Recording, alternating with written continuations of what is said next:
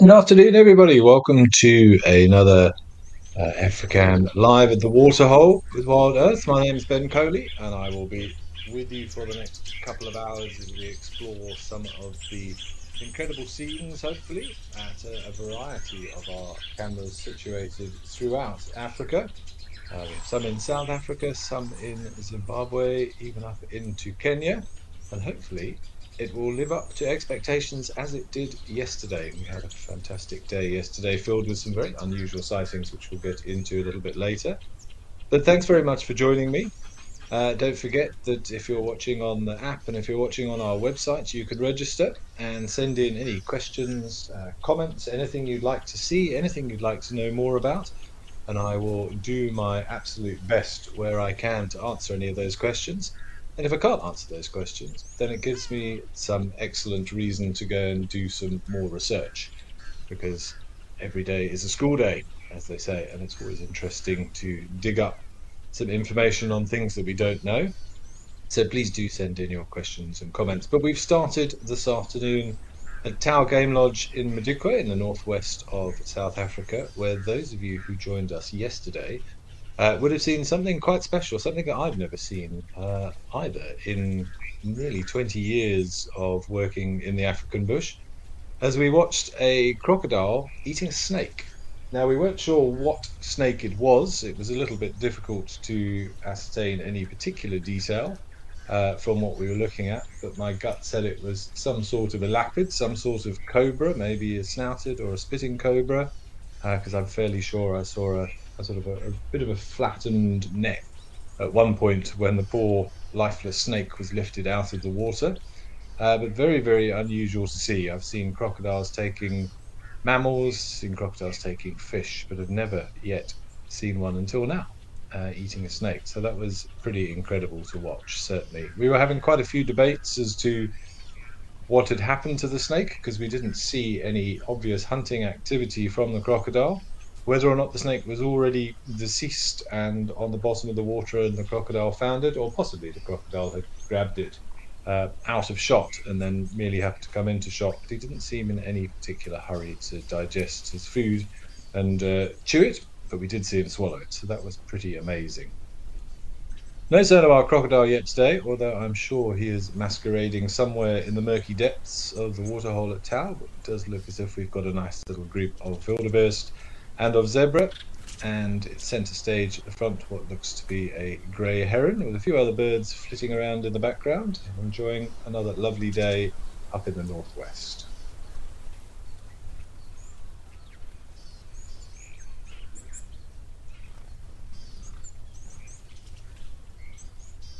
Good morning to you, Casper, as well. Thanks for sending in your little notes there. Glad to hear it's sunny in Milwaukee, and amazing to think that we are connecting with people across the globe and in different time zones. It makes it very special to know that we can have an effect on people throughout the world, and that so many people enjoy these very serene, tranquil, and sometimes exciting scenes that we can bring you. I hope you're all sitting there with your relevant beverages. I, for one, am sitting here with a cup of tea. I am coming to you live from England at the moment. I'm visiting family and friends, so I felt it was only right to have a cup of tea.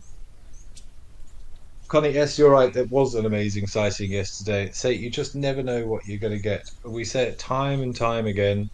And over the years, people often ask, why do you do this job? Or what is it that appeals to you? Or how are you still doing it after so long with the antisocial hours and everything else? And what we saw yesterday was a perfect example of it. I personally just love the unpredictable nature of it. You get quiet days and you get incredible days, action packed.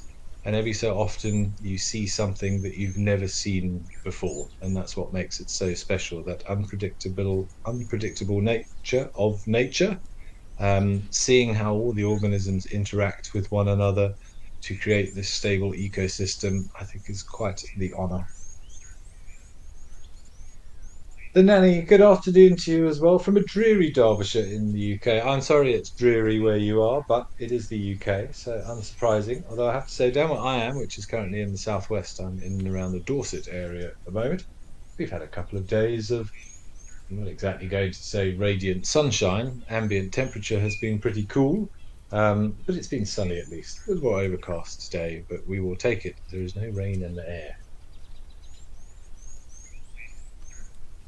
Of course, up there, up there or down there, depending on your perspective, of course. In Africa, we are coming into very much into autumn now, and the temperatures are going to start dropping significantly.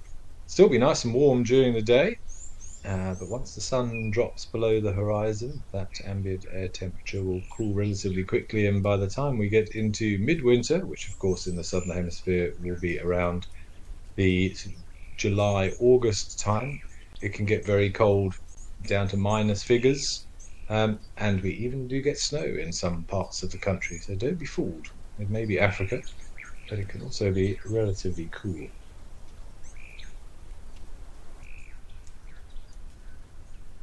Okay, speaking of all this weather talk, I think whilst we're enjoying this view of the zebra of the wildebeest, let's see what the weather is doing in all of our different locations.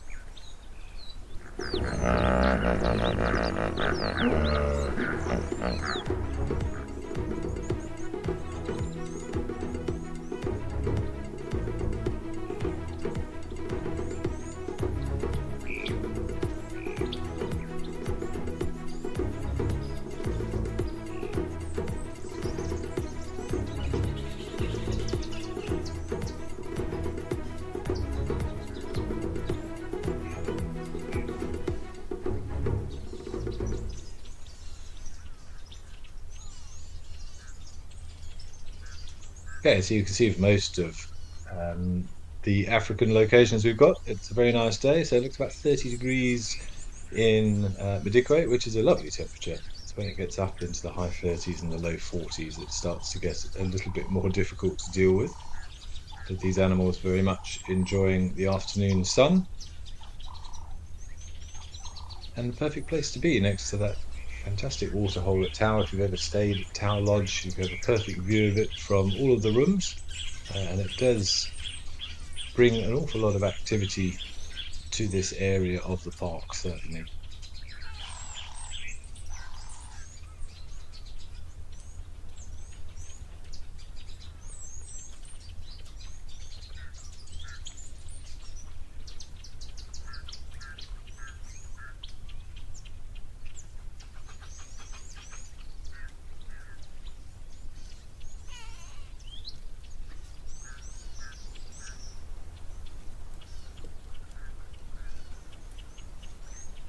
This little aggregation of herbivores seems to be quite content just soaking up some of the sun. Zebras, of course, one of the animals that don't seem to be too affected by the oppressive heat at times. Those stripe patterns, amongst many other roles that they do serve, very good at regulating temperature. And so zebras well known for having a very fatty subcutaneous layer, which acts like a bit of insulation. So once a cooler body temperature is reached, it's a lot harder in order for that heat to penetrate through that fatty layer. But I've seen zebras standing out in the open quite happily in high 40s almost. The hottest I've ever had it in South Africa was 48. That was not a pleasant day. We were fighting fires as well on that day, which made it even worse. Incredibly humid. And yes, very, very uncomfortable. A couple of other messages come through. Hey 40, good to hear from you again. Good afternoon to you as well. Also in England, good to know, and in the south. Yeah, looking forward to seeing what we find at the waterholes today, as are we all. But so far away and feeling so very close. Isn't technology amazing that yeah, I can be sitting here in England watching camera feeds from Africa communicating with you, wonderful people from all over the globe. We're very, very fortunate to live in this technologically dominated age. At times it can be a little bit too much, and we certainly have lost a sense of being to some extent, and finding the ability to disconnect when the time is right. But used for the right purposes, what we have at our disposal these days can be a very, very special experience.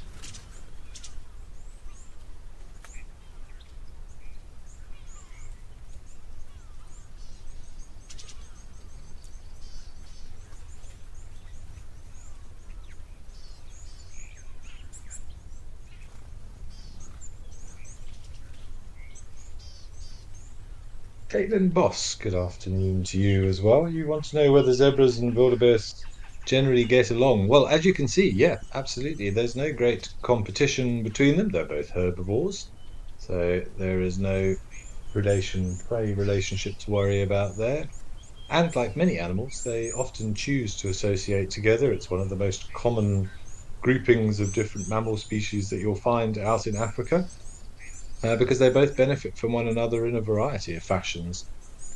First and foremost, they both have very keen eyesight. They both occupy very similar ecological niches and habitats, so they help each other by keeping an eye out for predators because being of a very similar weight and size to each other, they generally attract the same predator, which would be lion and hyena. And for the younger members, obviously leopard being a concern, and wild dogs. So they're always on the lookout, and animals have learned each other's alarm calls. So if a zebra or a wildebeest was to spot any danger, they would give off their alarm calls. So in zebra, it's that sort of whistling. I tried to mimic it yesterday, but it's a sort of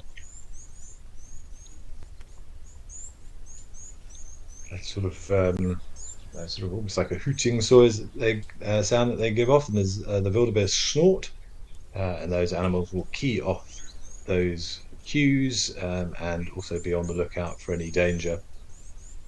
And in terms of competition for food, there isn't a great deal as well, just because of the different digestive systems that these animals have. So the wildebeest lying down, the blue wildebeest or brindled gnu in this case, are ruminants, whereas the zebras are what we call hindgut fermenters.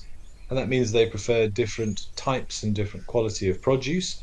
So if you take a sort of a standard blade of grass, generally speaking, the nutritious bits are down towards the bottom. The top bits, particularly when grass gets taller, it becomes more fibrous, far less usable energy or good hearty food, shall we say. But because of that digestive system, zebras are quite happy to eat poorer quality produce. They eat lots of it and are still able to extract a sufficient amount of nutrition from it.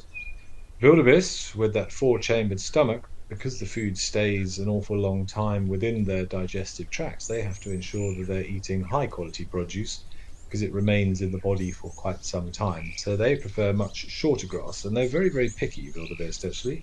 They will only really choose to eat grass less than about 15 to 20 centimeters tall, and only certain types of grasses.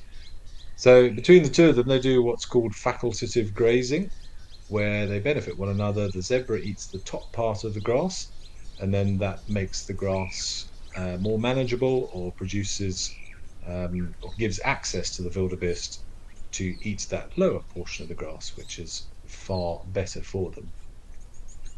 Also nice to see some red hartebeest briefly in the background there. Not something we see in the Lowveld.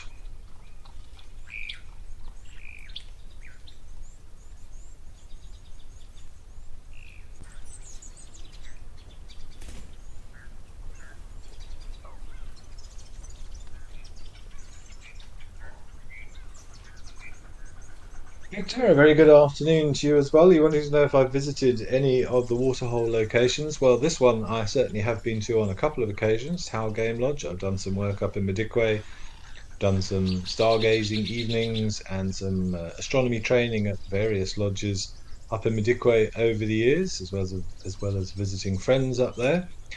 So yes, I've been to Tower Waterhole. Certainly, there are so many these days. I'm trying to now rack my brains where all the other waterhole locations are. Obviously, I've been into close to Jabulani, Rosie's Pan in Olifants West. I have worked in Olifants West Game Reserve. So some of the ones on the eastern side of the country, and this one up in Madikwe, yes. But not been up to Vic Falls, not been up to Kenya. So all of these on a bucket list that one day I hope to get to, especially now that I've sort of had a bit of a taster by watching these camera feeds. It makes it all the more of an attractive proposition to go and see that habitat and those animals in the flesh. Oh, this little baby zebra's got a bit of a limp. What have you done? Hopefully you've just strained or tweaked something there, nothing too serious.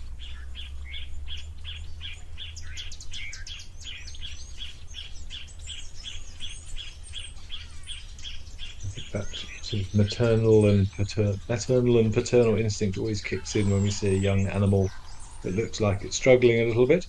We worry what the future might hold, and without wanting to be too macabre and pessimistic about it, if that is a full-blown injury, I'm looking at that back left leg, looks a little bit swollen, possibly from this angle. Um, it's going to be a difficult life for that zebra. He's going to be the weak link, he or she. It looks like a she, actually. Going to be far easier for predators to pick off. And regrettably, if that injury doesn't heal, um, then the future doesn't look too rosy for that zebra, which is a real shame. But hanging out with other zebra, hanging out with the wildebeest, should at least give the rest of the members of the group an early warning system. Interesting that he's hanging out with the male there. That's the stallion standing next to the youngster.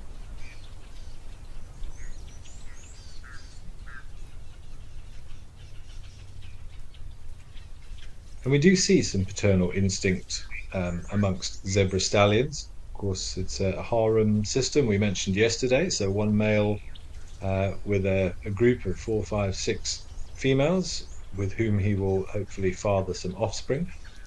Often the males do not play a significant role in terms, or in the animal kingdom, in terms of looking after the youngsters, but we do see it quite often in zebra that if one does get left behind or there's a problem with one of the foals, you'll often see a stallion sort of trying to make sure is okay and trying to look after his vested interests from a genetic point of view.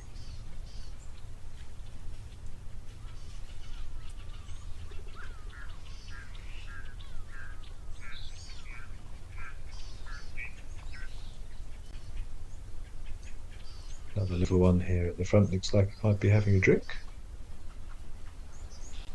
Trying to. Very young one. Not more than a month or two old, I would think, that one.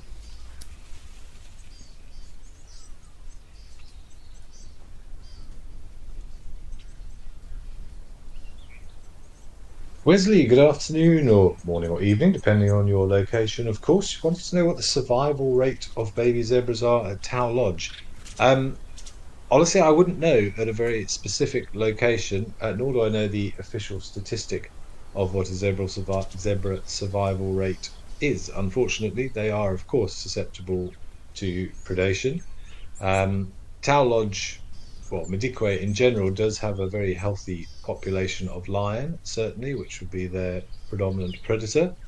Um, I'm afraid I can't give you a specific figure, but as the predator population increases, so does the likelihood of predation of herbivorous species and other prey items as well. So I wouldn't like to put a figure on it, but I'm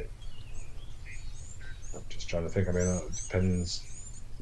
No, I'm not even going to put a figure on it. I would say still reasonably good because there is a good population of zebras, and again, because of their social structure and penchant for hanging out with other animals for early warning systems, that will certainly help.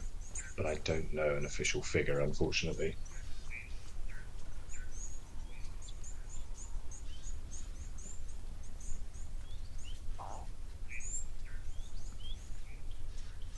Look at the attentive nature of this stallion. It's beautiful to see.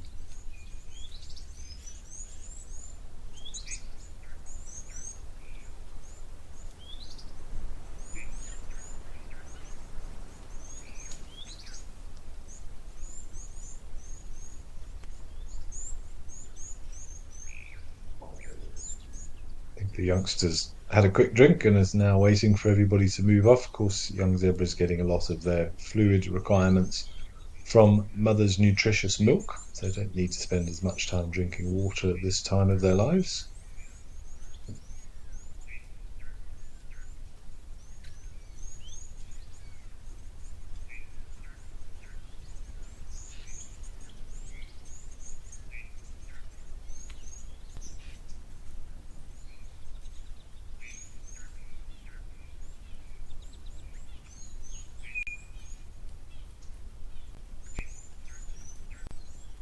Being harassed by some flies and things around the water's edge by the look of it.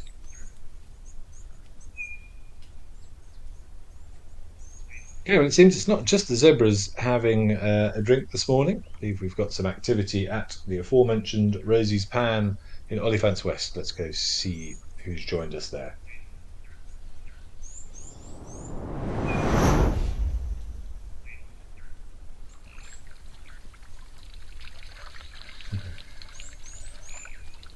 Looks like we have a young elephant bull enjoying some of nature's elixir. Huge water requirements for such a big animal, as you would imagine. Between 100, 120, maybe even more litres of water required per day to hydrate that huge bulk.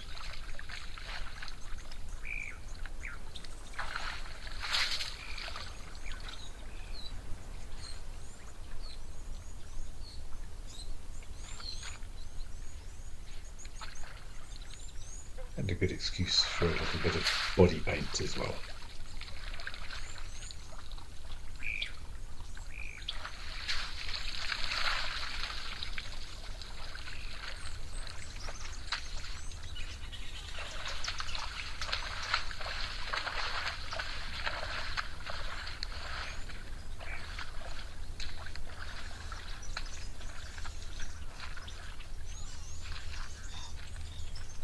Fleeting visit for now, at least. Did look like a young bull, just in terms of size. You can see the sort of the girth across the bridge of the nose, the bridge of the trunk. Get a better look now. That will continue to grow as the elephant ages. Definitely not fully grown yet. Other ways to sort of tell or estimate the age of an elephant would be to look at whether the skin is sagging along the spine, and also the how pronounced the temporal pits are, the temporal lobes on the top of the skull. As they get older, those pits become far deeper. But he doesn't want to stick around. It's a shame.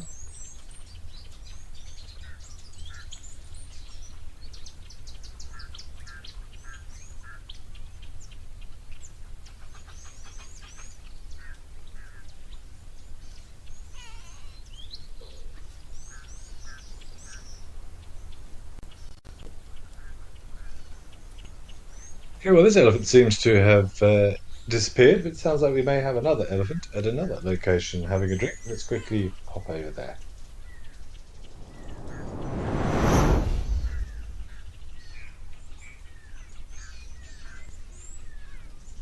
Yeah, from one side of Olifants West to the other. This is Naledi Dam.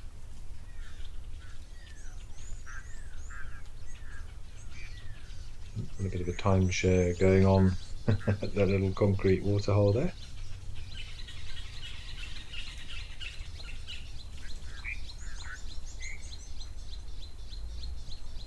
I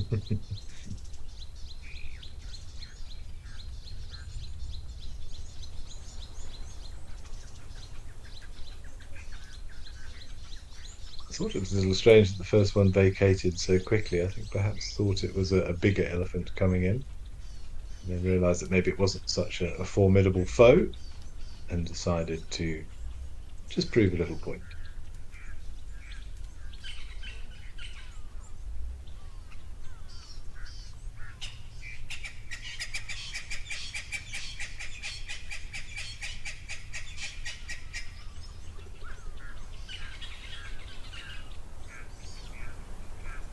This one actually looks like a female. I don't see any penile sheath hanging down, and you can also see from the forehead much more angular, which is often what we would see in an elephant cow as opposed to the bull, that has a more rounded forehead. I think it was a young male vacating for his elder in hindsight, showing a little respect. Of course, very difficult not to break into song when you say that.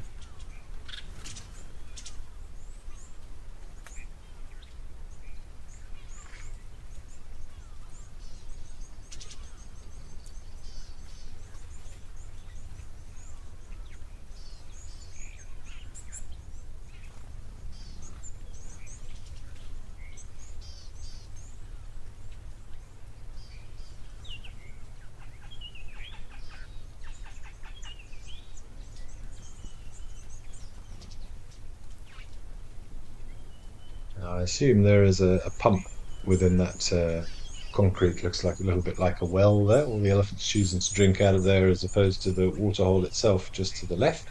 So that will be where the fresh water is being pumped into the dam. And that will always be what the elephants will go for. You'll see them queuing up to stick their trunk around the pipe in these man-made dams quite often. Very picky about the quality of water that they drink, rightly so.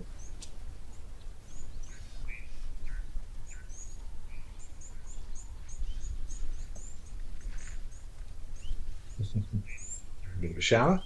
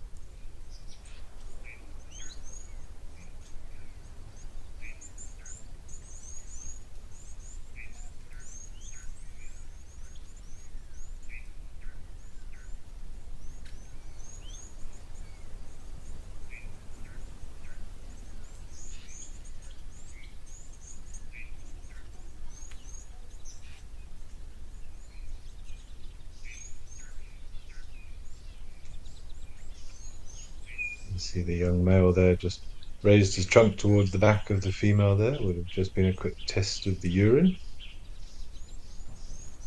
Just trying to get any information about that cow that he can. And see if that bigger male is going to be happy to share the water. Otherwise, he's resting his trunk on the rim there. They both are. You see this little one's a little bit tentative. He knows he's bottom of this particular pecking order.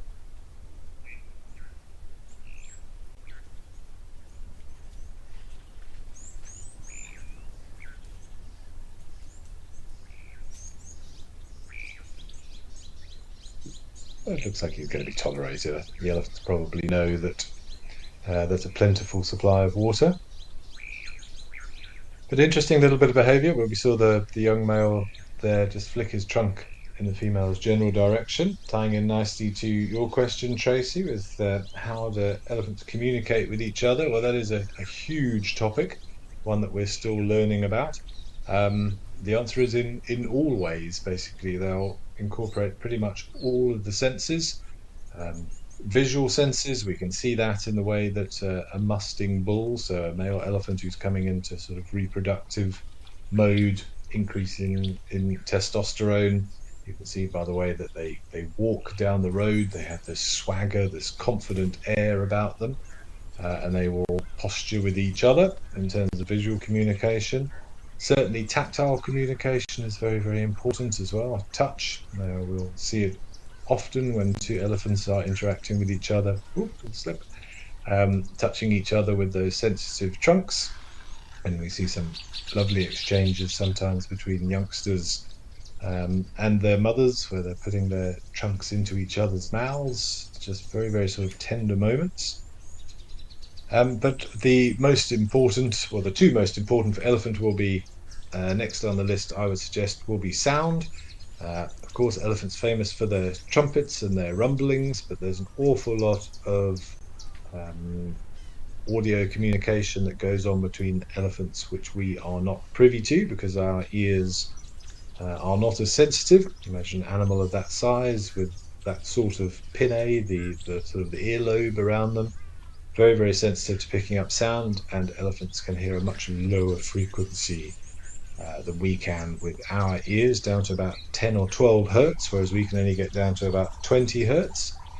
So there's constant, what we call infrasound, being communicated between members of herds and members that are scattered over far and wide. Those sounds travel very far. The low frequency vibrations travel through the substrate, and we know that elephants pick up these vibrations as well through their sensitive feet.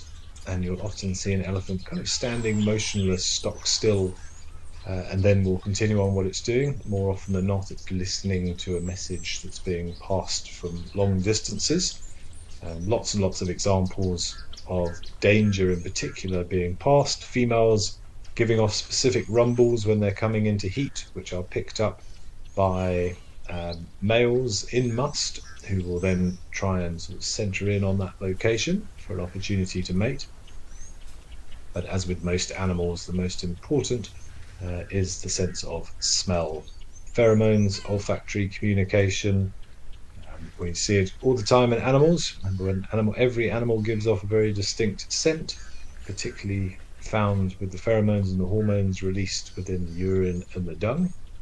And you'll see animals, again mentioned yesterday, sort of phlegm and grimacing after analysing urine, using a special organ in their mouth to get all the information about whomever popped down that deposit or whoever is giving off those pheromones. And that can be translated, and there's huge amounts of specific information contained therein.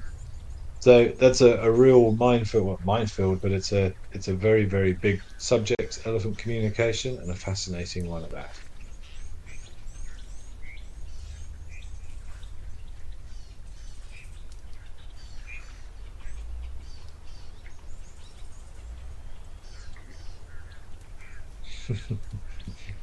Every now and again, you've got to have a bit of a scratch.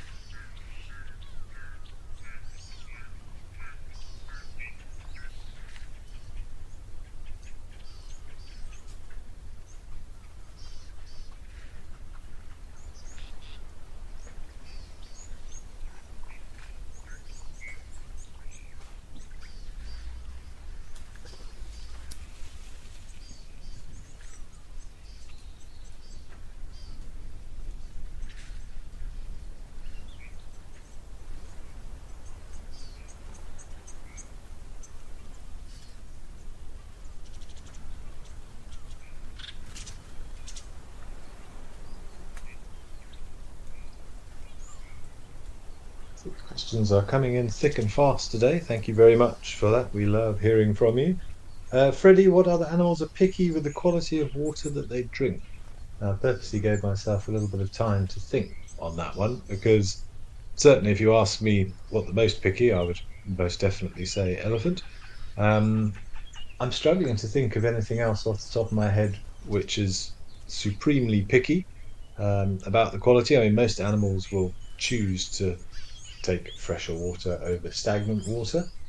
Um, but I've seen most other animals drink some pretty fetid water over the years, particularly the cats. I mean, they don't care; they'll eat it, drink out of a muddy puddle.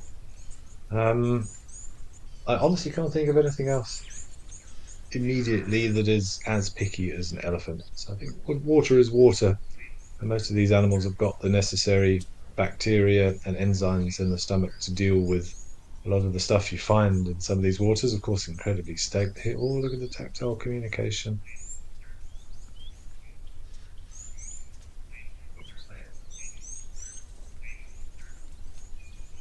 Nobody wants to drink really stagnant water. Sorry about that. It's a shame. We obviously had a bit of a problem with the camera feed there, but a perfect example of tactile communication. There we've gone back to Tau. Oh, and a dust devil in the background. What you do need to be careful of course, in standing water is the build-up of certain algae.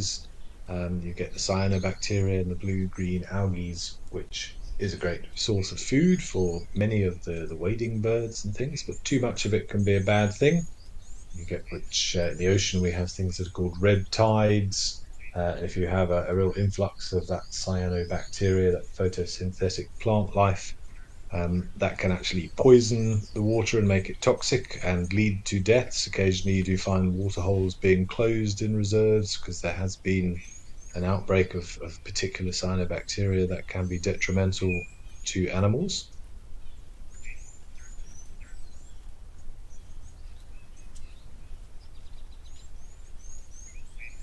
And of course, it can have a knock-on effect to the aquatic life underneath with a term called eutrophication, where when you've got too many photosynthetic organisms in one place, yes, they're giving off a lot of oxygen during the day, but at night time they respire and they start to um, give off too much carbon dioxide into the water.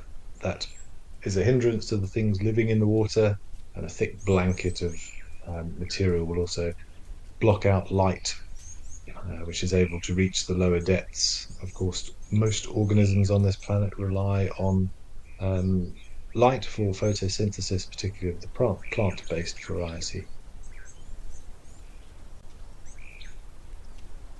It looks like it might be an elephant day.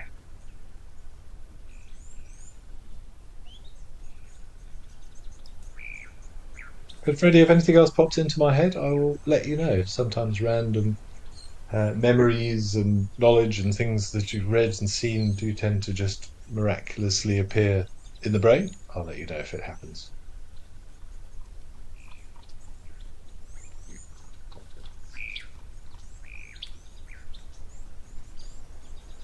I see if this again looks like a youngish bull is going to tolerate other animals around what he is no doubt deeming now his waterhole.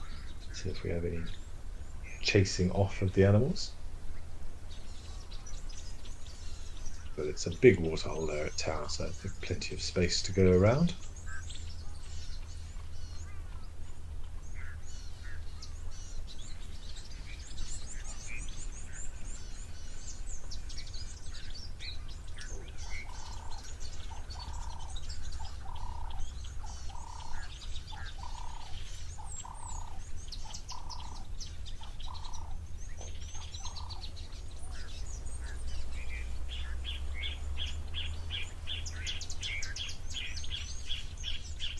Definitely walking with purpose. You can see elephants do get quite excited when they're approaching water. He's obviously keeping his emotions in check, but you can see he's speeding up. Got a bit of a wobble going on whilst he walks. Very excited to have a drink shortly.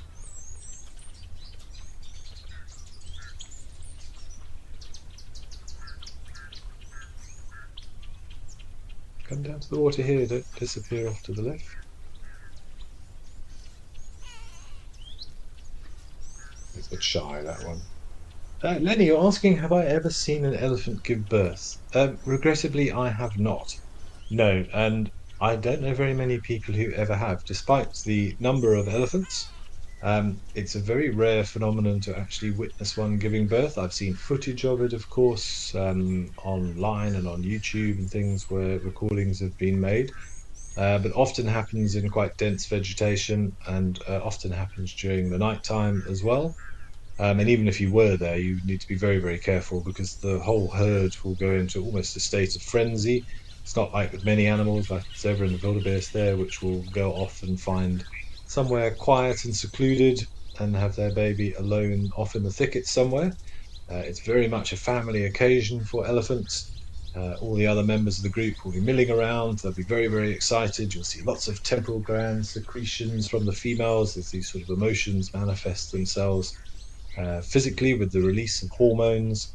And they would certainly not take too kindly to anybody getting too close.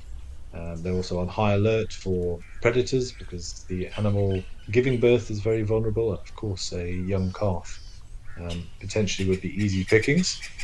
So it would be an incredible thing to witness, but alas, not something that I have yet seen. I've seen buffalo give birth, I've seen impalas and some other antelopes give birth. I saw my guinea pig give birth many years ago when I used to have guinea pigs, but never an elephant.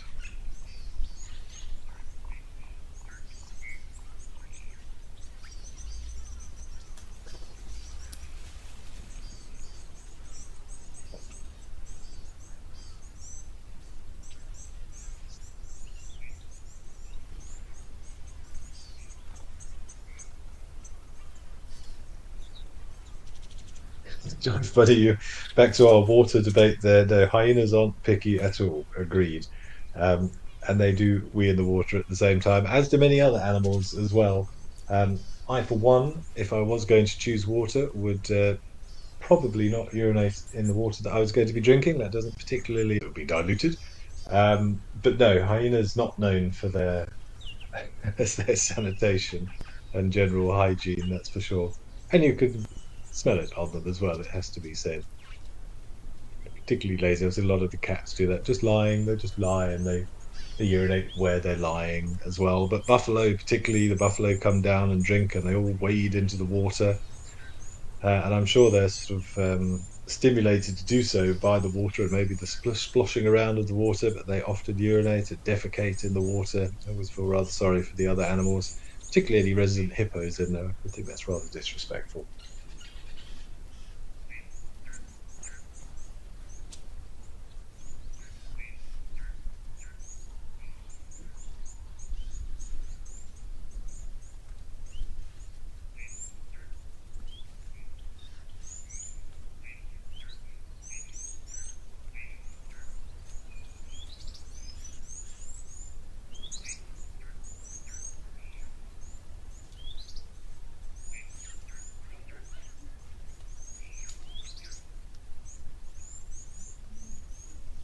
You can see this wildebeest bull just sort of corralling some of his females. He's the one, there he is, just turning to the left. You can see a little bit stockier, broader shoulder, bigger than the others, larger horns. So just keeping everybody in check there, but quite a magnificent animal, certainly.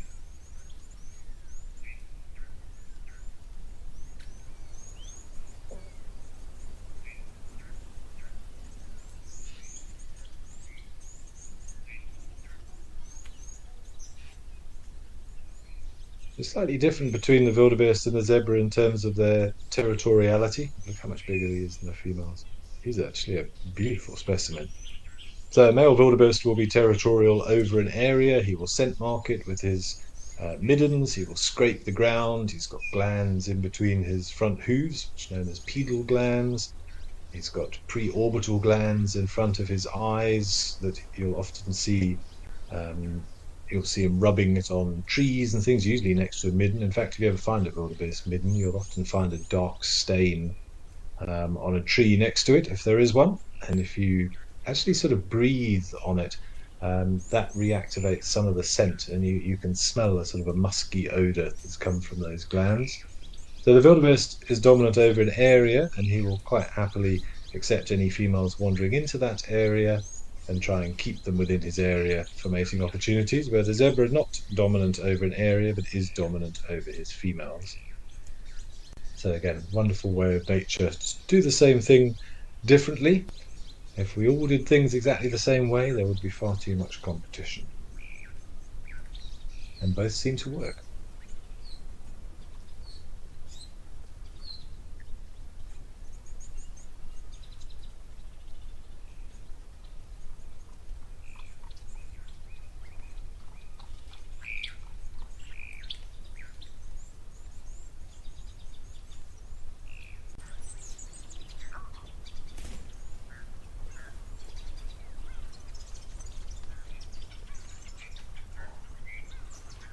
He really is a rather spectacular animal, this wildebeest bull on the right there. Not normally an animal that I look at and have a huge amount of appreciation for. They are unusual looking things, but he is quite magnificent. Towering above the rest of them there.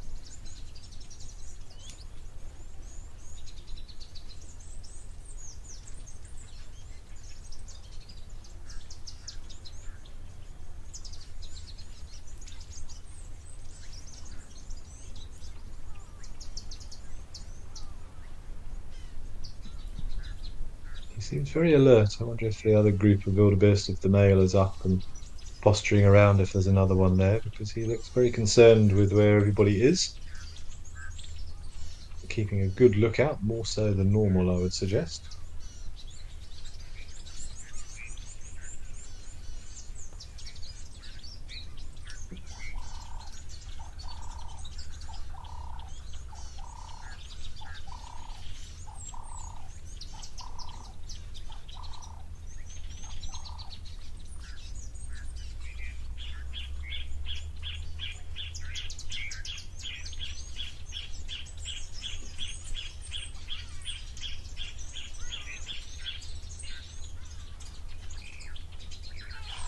Good afternoon to Dark Main Lover. Thank you for your message, Dark Main Lover. Glad you're enjoying another amazing live at the Waterhole show. and that you're enjoying all of the sightings and some of our discussions. Long may it continue.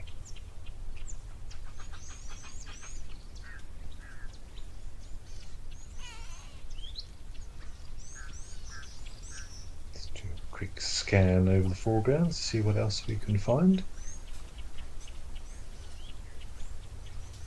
Spur-winged goose. And look like some Egyptian geese and some little goslings there. And a red-knobbed coot in the foreground with that big white bill and casque on top of the head.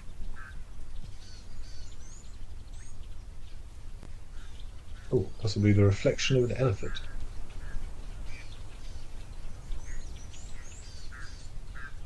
There he is.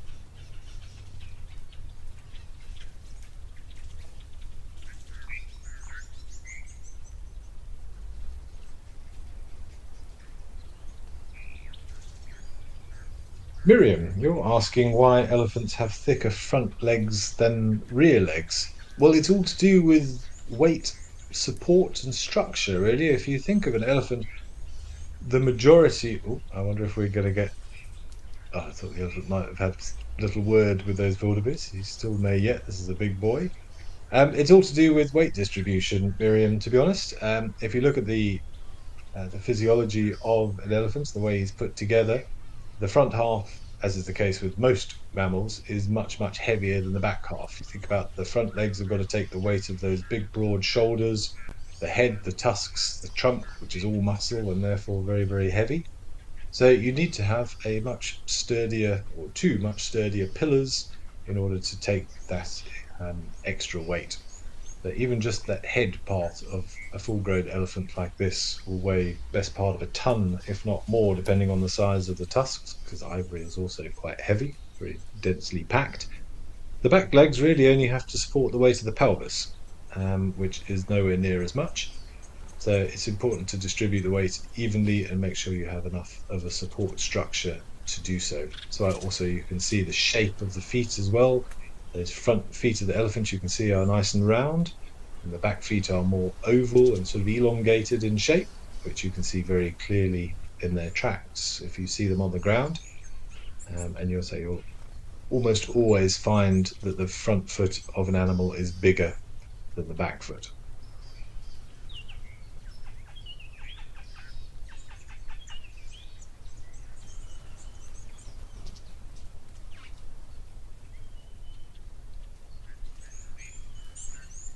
He's been having fun in the mud. Nice to see the different shades of soils, depending on the different soil types in an area.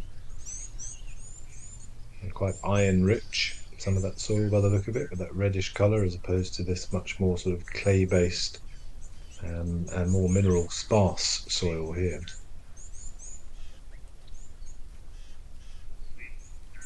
A lot of it will have been leached away by water flowing into the dam and all the foot traffic from the animals coming down to drink.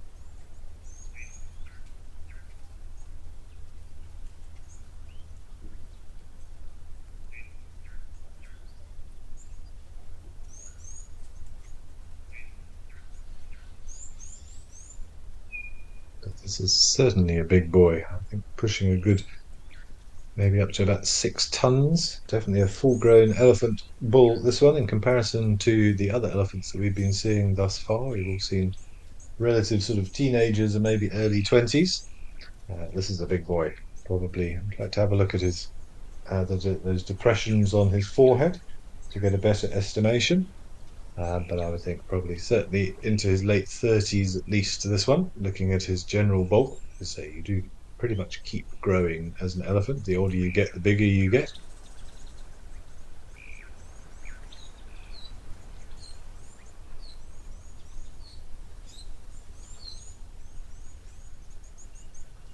Very much in his prime, and definitely very good reproductive opportunities for him. Sandy, you're asking why do Ellies always chase away other animals at waterholes when there's no competition? Well, you can see this one didn't. I think this one has been deemed big enough for a lot of groups, and I think the simplest answer is because they can. They do like to prove to other animals that they are the boss. None of this lion being king of the jungle, king of the savannah nonsense. The elephant rules all, in my opinion. Um, I think, yeah, because they can. And they are, I suppose, a bit territorial and protective over a precious resource. Seen it happen time and time again. These poor animals just enjoying hanging out next to a waterhole, not getting in anybody's way. And the next thing you know, the elephants come in and just usher them off, particularly the young bulls. They get a little bit overzealous. Um, or if mothers have got young as well, they can be quite protective.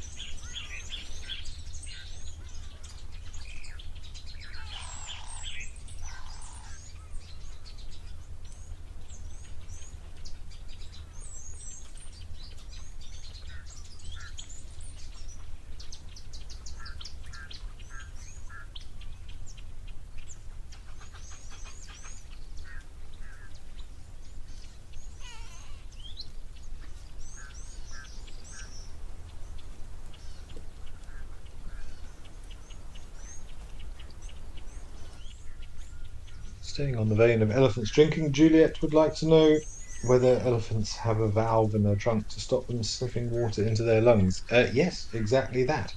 There is a sort of a muscular structure, a valve system, almost like a sphincter, basically, a ball of muscle, a ring of muscle that will stop water going up into the sinuses and into the nasal cavities, which, if any of you know, if you do get water up your nose, it's quite an unpleasant experience. But yeah, elephants have evolved to do exactly that, so they can suck up water into their trunks. Varying suggestions as to how much water that they can hold within their trunks, but yeah, they will fill it, close off that valve at the top of the trunk to ensure that the water doesn't get anywhere it shouldn't, and then use muscular contractions of all of those muscles to squirt the water into their mouth.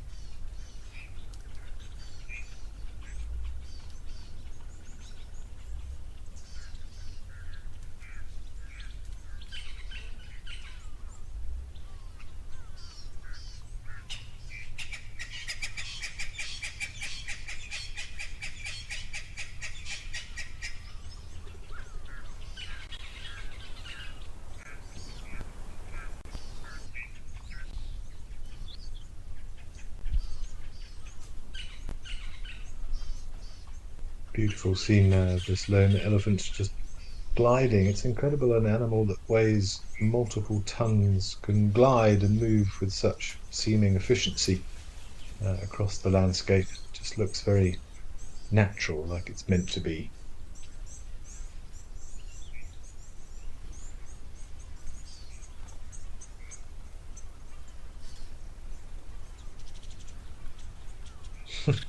Toying with us now, hiding behind the bush. Oh, here he comes.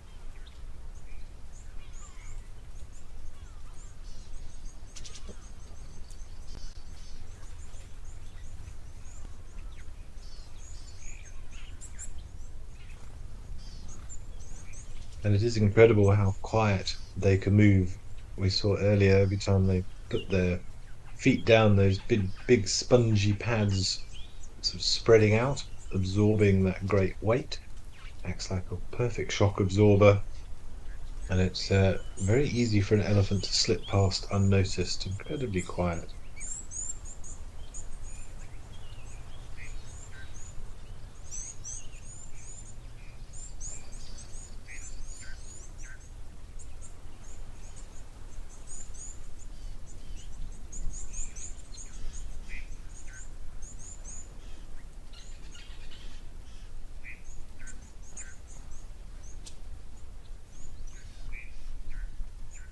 Seems like we're going to try this area for a drink as well. It's a long walk.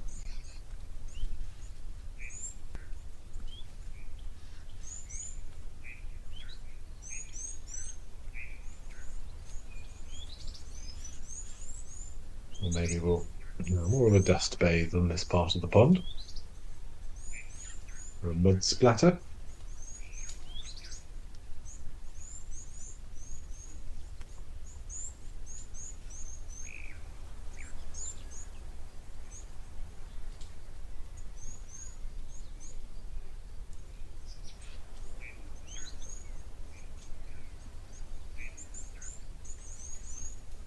So the way he disturbed all of the mud there with his front foot, just waving it forward and backwards to just get some of that mud circulated through the water so he could splash it onto himself. There we go again.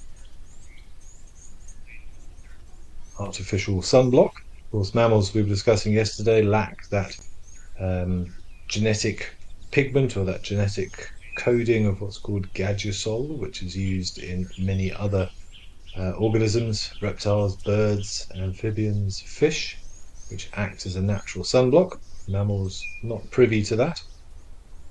So melanin, yes, kind of does the same thing in a different way. Otherwise, mud is a particularly good defense against UVB rays.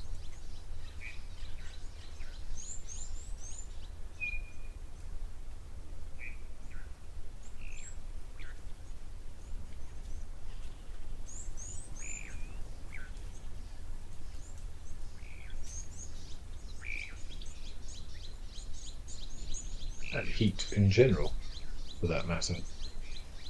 Blocks the heat out nicely.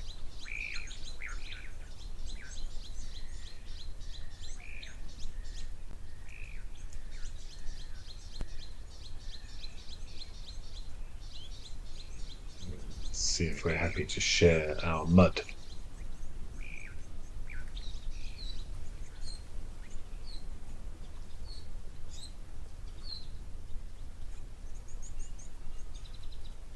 See again the tactile communication we were talking about. The younger one is just introducing himself and that information being shared.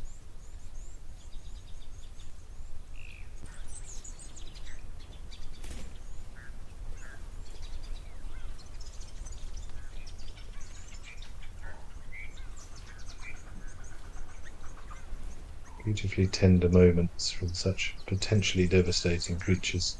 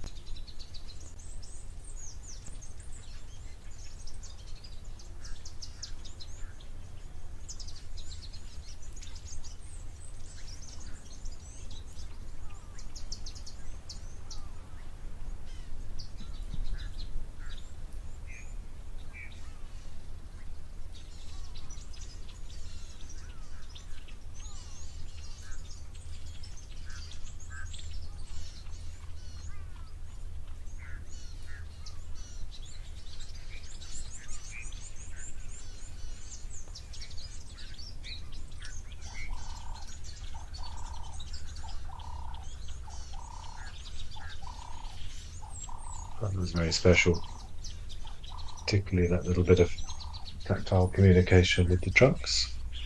And then a little bit of a flap at the end. Apparently, that spelt the end of the exchange.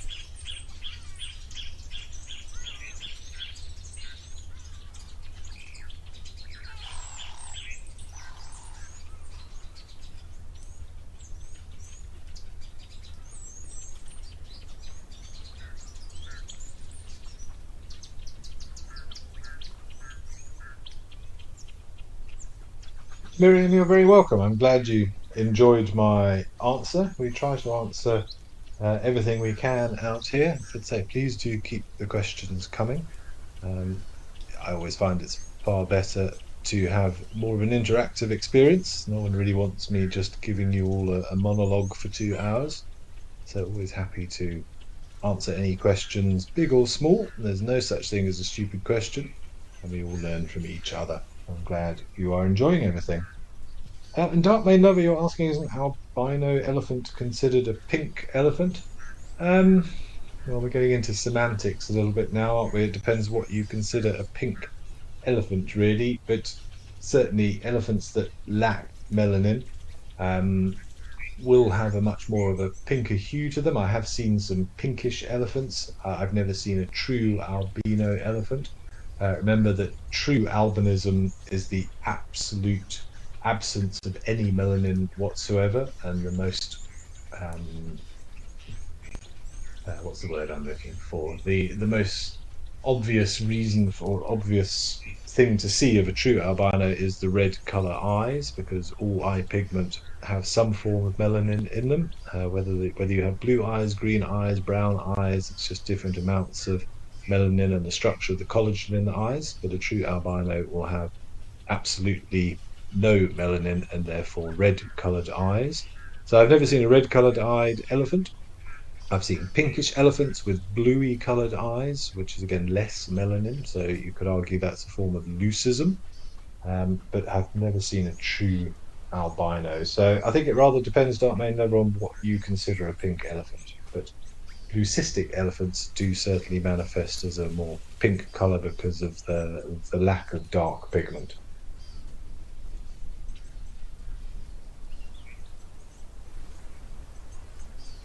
And going on to that, Dark Main Lover, no, never seen or even pictures of a full-grown albino elephant. Unfortunately, because of the reasons we've discussed, that albinism makes you far more obvious to any potential predators, and particularly have a lot more difficulty in regulating heat.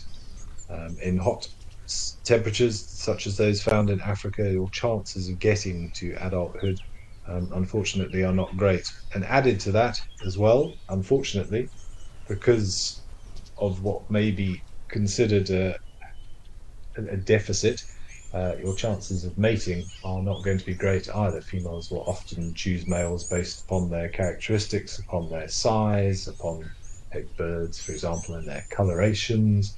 Brighter colours often suggests better genetics, more obvious, better advertisement. So I think even if an albino or even a leucistic elephant does get to full size, its breeding success or breeding opportunities are likely to be much more limited.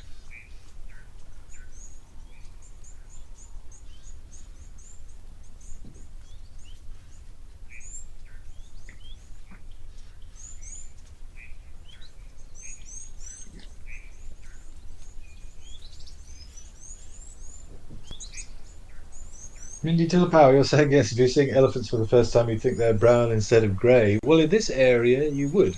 But take a look at the rock colour and the soil colour in the background, and you'll see that the overriding coloration of most of the areas in this part of the country, up in the Madikwe Game Reserve, is characterised by this quite orangey, red, ruddy type soil. And as we just saw, elephants and many other animals do love rolling around in the mud, spraying it upon themselves, and they will paint themselves with that colour. So it's like body paint. So you'll find that elephants in different areas of the country or different areas of the continent will manifest with different colours depending on the geology of that area. But if you were to give the elephant a bath and clean it completely, it would look like a sort of a slaty grey colour as a rule. It's also the origin of the word the white rhino. I know many of you may have heard this story of the white coming or being a misrepresentation of the word white from the Dutch language, referring to wide, and the shape of a white rhino's mouth being much wider than that of the black, and that white rhino was born by a misunderstanding of the word white. That's one theory. The more likely um, answer to that conundrum actually came from when white rhinos were first documented and, or sort of officially documented, not discovered. That was by a very well-known British naturalist by the name of William John Burchell. What the zebras we've just seen, which are now plain zebras, used to be called Burchell zebras. We have Burchell starlings, Burchell's kukels. His name is associated with quite a few organisms out in Africa on his travels. But when he first saw the white rhino and recorded them, he was in the Northern Cape, where there is a lot of calcrete. Calcrete, as the name suggests, is a type of soil which is very rich in calcium and therefore is very whitish in colour. And with rhinos' love of rolling around in the mud, it is most likely that when he first saw that species of rhino, they were very white in colour. And he made the same sort of mistake and assumed that that was the natural colour of a rhino. You'll find the warthogs in the Madikwe as well are also very sort of reddish orange in colour for the same reason.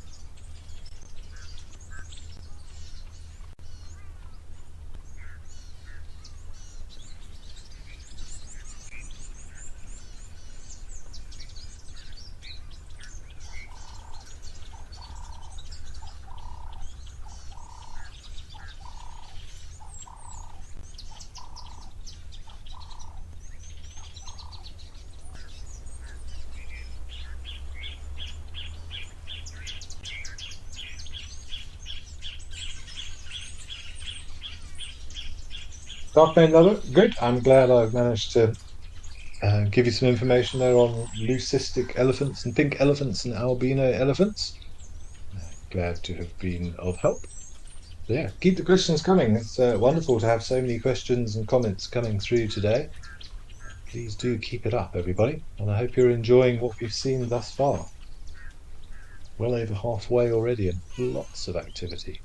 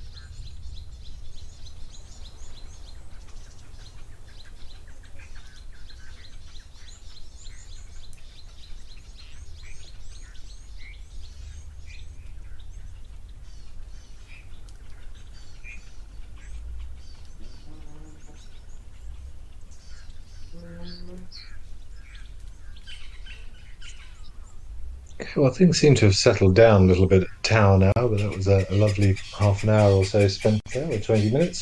So I think we're going to head a little bit further northeast now, up into Victoria Falls, and see what's happening in Zimbabwe.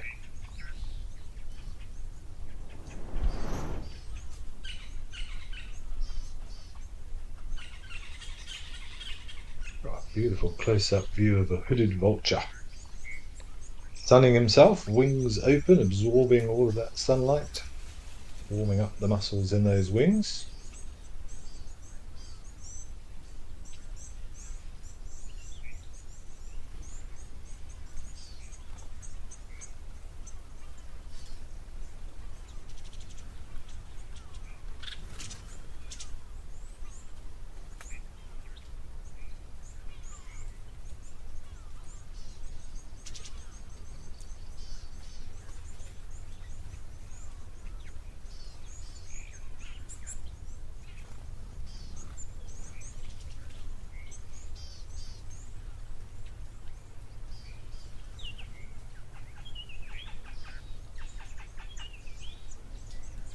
Still a little bit of fluff around the back of the neck there, so I would imagine this is some sort of almost completely adult. The younger ones do have a little bit more fluff around the head. So maybe just transitioning. We're doing a little bit of feather maintenance. Spring. Got it, we're going to lie down. Very sort of phoenix-like pose that this vulture has adopted, spreading out all of those feathers, warming them up, and also potentially dealing with parasites as well, cooking those parasites, making it a little bit more uncomfortable for any small creatures living in those feathers and causing them to move away. But it's also well known with a behaviour called anting, where they will lie down like that and sort of slosh around in the sand and encourage ants to actually swarm through their feathers. And that formic acid of the ants acts like an insecticide to keep parasites away. So the ants may also eat some of those parasites. And in some species of birds, it's well documented, they will actually pick up an ant, which will, in their beak, which will cause the ant to give off that formic acid. And they've been seen visibly wiping it through their feathers. So just like you or I applying insect repellent. Actually, amazing sort of almost tool use of birds physically applying insect repellent to their feathers.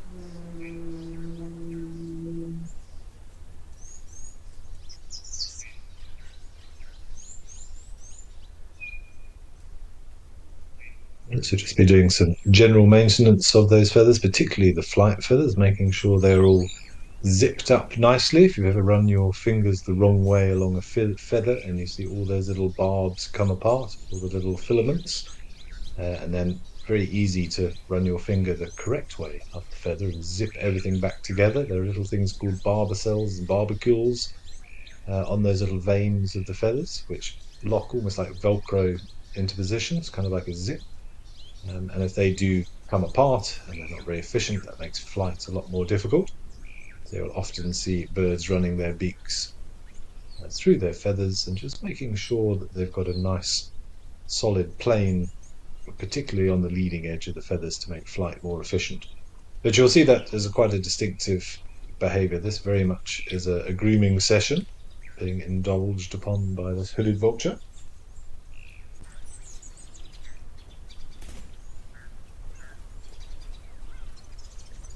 Quentin, you're asking how birds regulate their temperature. Well, we saw one example of it there, lying outstretched, potentially warming up the muscles. You'll often see them early in the morning sitting on exposed perches, sunbathing. You also get some birds, which will do so when they've got full stomachs, because the heat will stimulate bacteria in their stomachs to help with digestion. The other main behaviour you'll see with birds is what's called gular flapping. Which is really the bird equivalent of panting, because birds can't really sweat and they're covered in those feathers. On a very hot day, you'll see a bird sitting on a perch with its beak open, and you can see the tongue pumping up and down just like a dog would pant or a cat would pant. And it has exactly the same effect, that evaporative cooling. Just the motion of that tongue passes the air across the tongue, that cools the pores on the surface of the tongue, cools the blood, and that gets circulated throughout the rest of the body.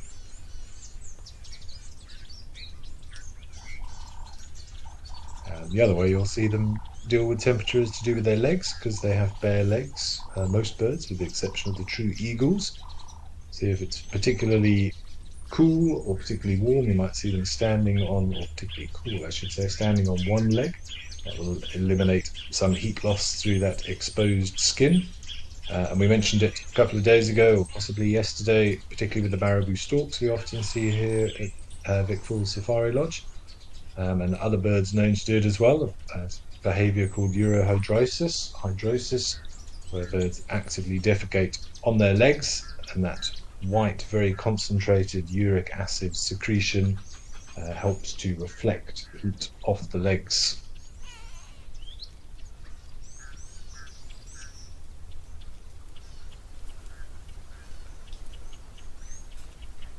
Dark Main Lover also commenting on the lovely outstretched wings that we saw a moment ago. Yeah, lovely to see something a bit different.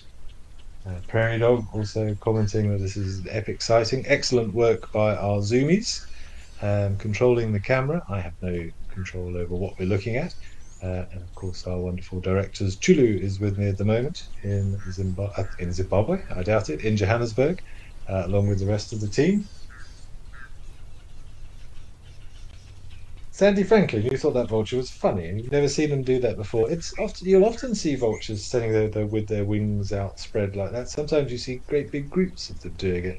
But it was nice to see him lying flat on the ground. That you don't see all too often, certainly. I think so, making use of the hot African sunlight.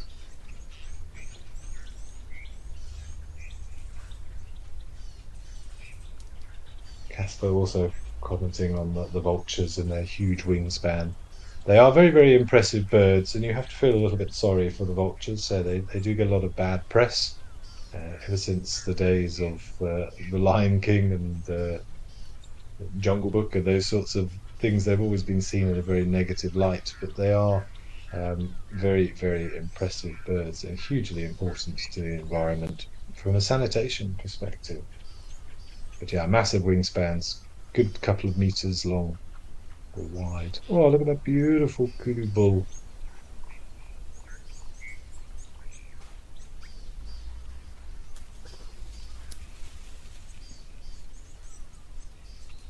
Don't get to see as many kudus as I would like, particularly not the bulls. They can be very, very elusive, these big bulls, but what a magnificent animal.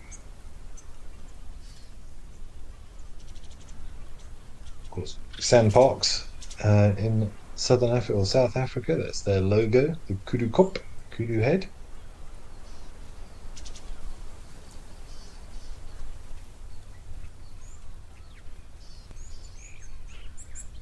Incredibly regal animal. I have to say, my parents have been lucky enough to join me on safari many times, and I know it's my father's favourite animal. He gets very, very excited to see a huge kudu bull like that with his spiralling horns.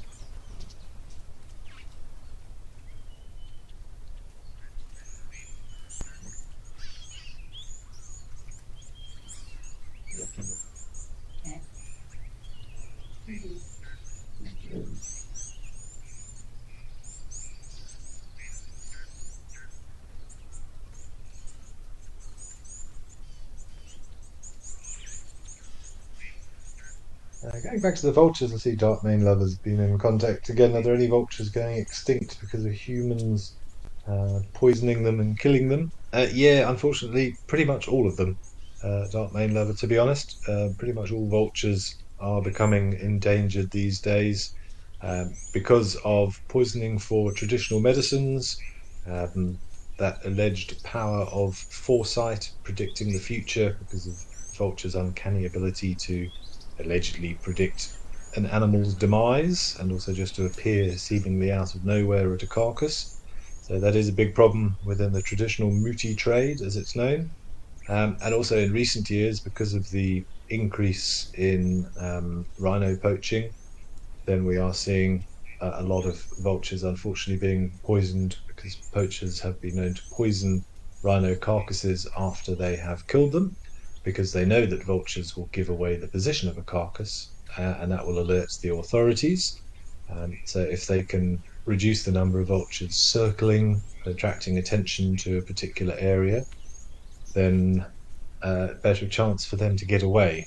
So unfortunately that, on top of deforestation and of course all the other problems that we've been plagued with over the years with humans' relentless expansion, vultures are indeed in a little bit of trouble.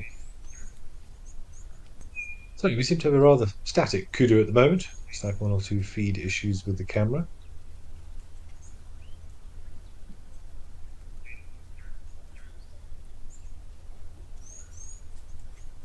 Yes, he is a big boy. He's a very stationary big boy at the moment. Sorry, we've had to go over to Juma, obviously having some problems there, but yeah, he was a very, very beautiful kudu. Quite normal to see them on their own, but also do see them as bachelor groups as well. Generally speaking, if you do see a big kudu bull with females, he is there for one reason and one reason only. He's there for mating purposes. Otherwise, they generally lead a relatively solitary and clandestine existence, preferring to stay in the thicker areas normally, because that's where the majority of their browse is, being browsing animals feeding on leaves and twigs, or not so much twigs, but particularly leaves, as opposed to grazing animals like the zebra and the wildebeest that prefer to occupy more open areas.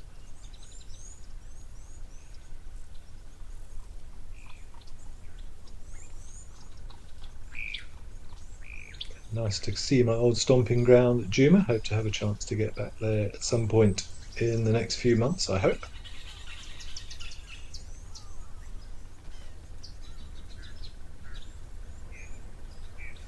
Looks like a little something hiding in the shadows just to the left there, possibly an inyala.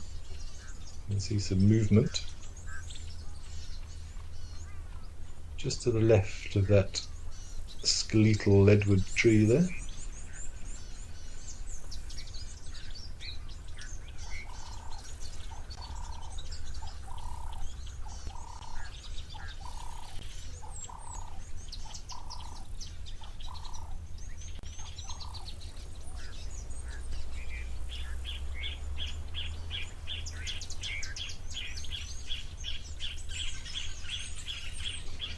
Interesting to see the changes in the colour of the vegetation. I know they've had a reasonable amount of rain recently at Juma, but as we're coming into autumn, you can see how the grass is beginning to turn. A lot of leaves developing that lovely orange colour, very synonymous with autumn throughout the world, regardless of the hemisphere, depending on the months, of course. Going to be tough times for the animals for the next few months. A lot less food availability, less places to hide, and of course in South Africa coming into our drier season, where it's quite normal not to have any rain for months on end. It's an awful lot of strain on the herbivorous population.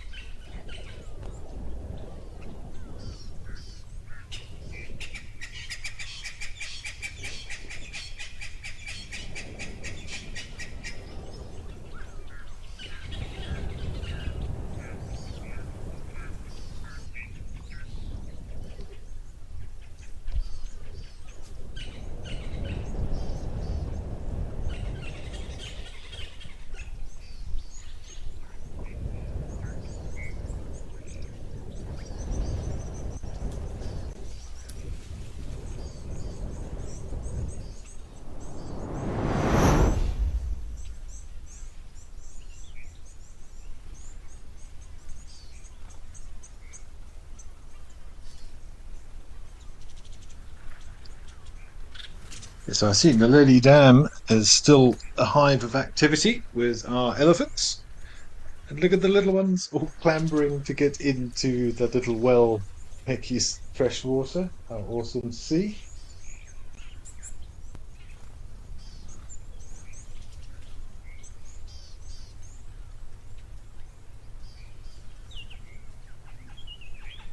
Looks like we may have a couple of feed problems today. Apologies for that. Oh, there we go. We have some more movement.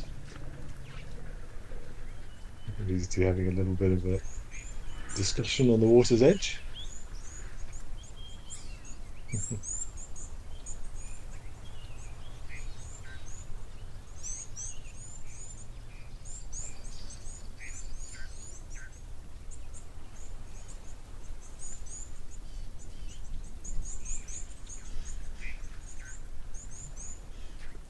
Sorry for the little bit of breakup, everybody, but of course we are broadcasting from some very remote locations, and occasionally there are a couple of gremlins that sneak in. Hopefully we'll get to the bottom of it. Okay, I think we're going to try back up to Vic Falls in Zimbabwe. Let's see if the vulture is still hanging around.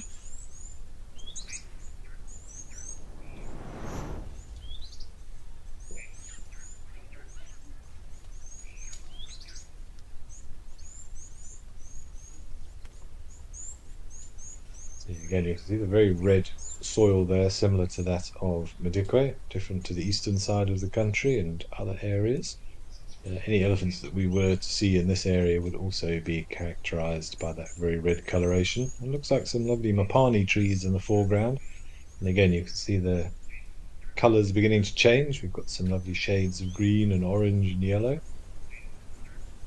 And there's the marabou, the stork that we mentioned earlier, with his habit of defecating on his legs. Those legs you can see are very white in color, but actually they are black. But that is those uric acid secretions which have coated the legs to help reflect the heat.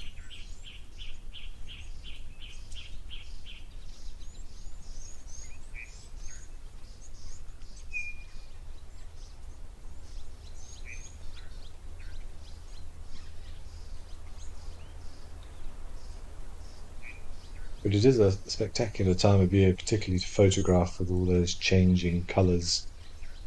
So generally what happens is the tree will respond to the changes in the length of day. It will create a seal at the stalk of the leaf, and that will seal off all the energy going to the leaf. The chlorophyll, which is constantly breaking down, but normally being restocked, is now no longer able to be restocked. And that reveals some of the pre-existing pigments in the skin of those leaves, those reds and those oranges, until ultimately they shrivel and fall off. But the sugars and energy that has been trapped in those leaves will still give browsing animals a little bit of fodder. They will see animals still eating leaves and old seed pods and things. There's some good carbohydrate energy still to be had there.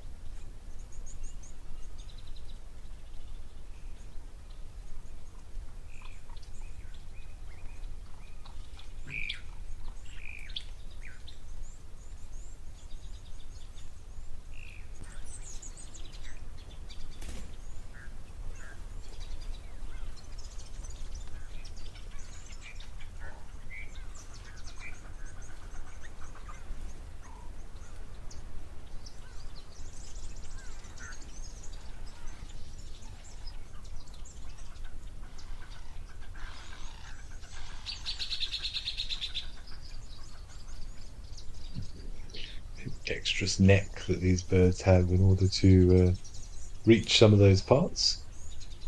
So an impala went skipping along the back. I see another marabou in the background. Not sure what disturbed the impala.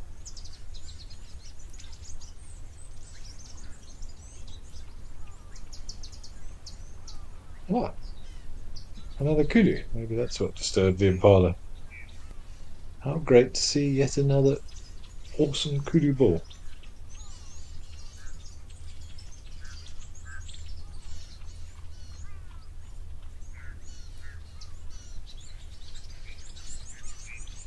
Thank you, Jive Bunny. Thanks. Nice to have me back and thanking us for a wonderful show thus far.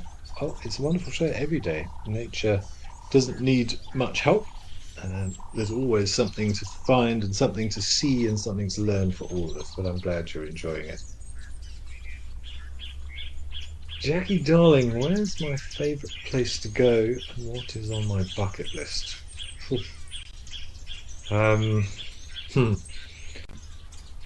I've been so lucky to visit some incredible places, certainly. I was very keen to go to New Zealand, of course, which I have now done so, seen some of those that incredible scenery and those wonderful dark skies. I'd always wanted to go to Namibia. I've been lucky enough to do that a couple of times now.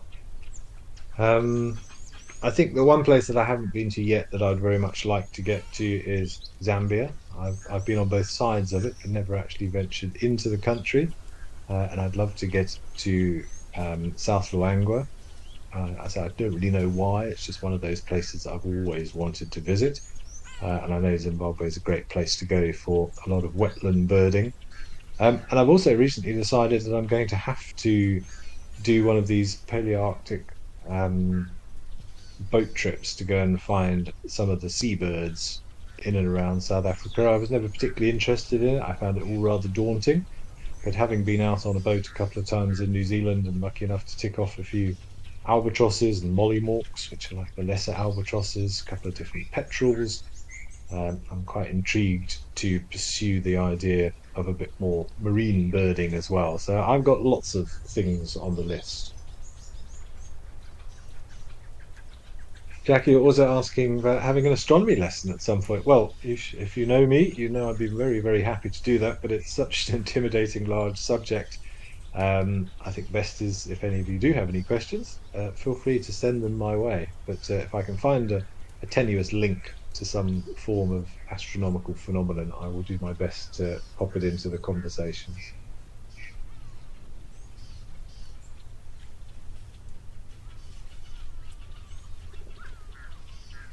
Connie, yes, you're amazed as to how those skinny little legs hold up such a big body. I would agree with you, although from a bird leg perspective, those are quite chunky, solid looking legs. You do get some incredibly unstable looking birds. Take the stilts that we often see at Tower Waterhole there, the black-winged stilts. They've got incredibly long legs and they're like as thick as a toothpick. And yes, of course, the bird isn't particularly heavy, but how they keep their balance is a bit of a mystery, to be honest. The big, wide splayed toes obviously help, but it's a great feat of mechanics, certainly, to have the relevant stability.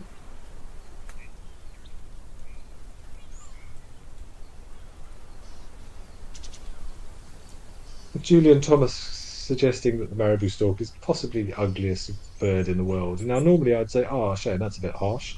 But Julian Thomas, I would have to probably agree with you. It breaks my heart to have negative things to say about a bird, but it really isn't a looker. It's the honorary chief member of the Ugly Five for very good reason, unfortunately. Yeah, I don't have words to describe it, unfortunately. But no, it's not one of the prettier members of the avian family or the avian class of organisms, but it does serve a purpose.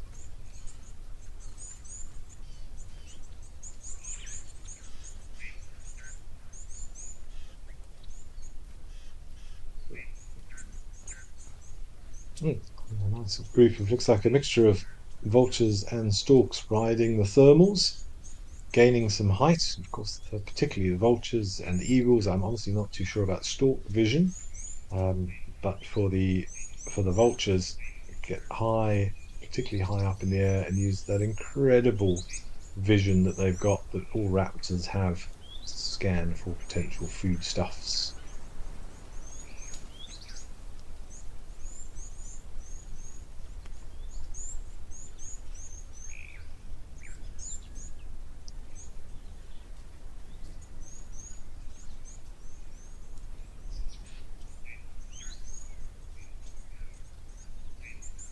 It can be very difficult to do birding when all you're seeing is silhouettes. Obviously, be very careful if you're using binoculars looking up to the sky that you don't look directly at the sun. That would not be good for you, but you can begin to pick out different species based on their silhouette of what we call the jizz in the industry, the general impression of shape and size. So the storks, in this case the marabous, very large beaks, and they've got their legs stretched out as well. The vultures a little bit more stout, and you can see some of them have got sort of little fingertips at the end of their wings. That's actually an adaptation just to help equalize the differing air pressures above and below the wings, so it's not unstable. It allows us the two different pressures to fuse together in a more diffuse manner and just avoid any turbulence, really.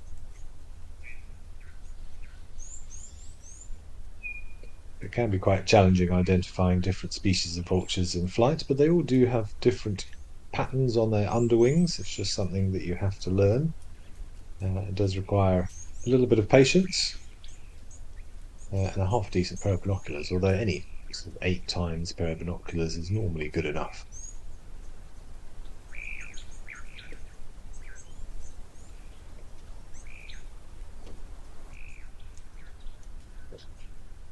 Moonboom Smith, you're asking how soon before it starts to get cold. Well, it'll already be getting cool.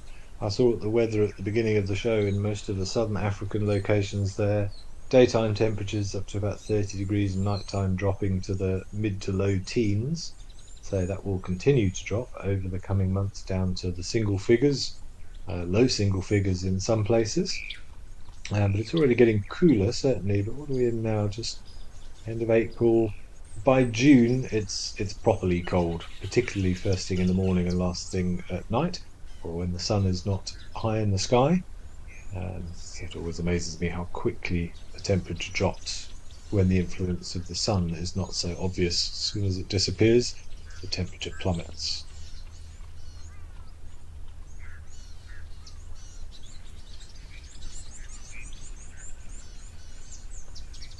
Possibly a pied kingfisher. Yes, it is. There was a pied kingfisher. Just took off. Looked like a female from the markings on the chest. The 2 black patches. Oh, did you catch something? No, I don't think so. Yes, I think yes. You've got a fish. I see those battering the fish around. I think anyway. Hard to see from here.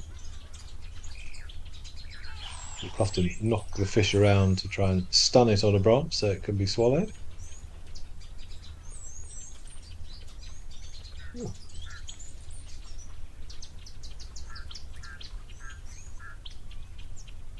Maybe not. Can't tell if she caught anything. Possibly not if she went back again, unless she dropped it.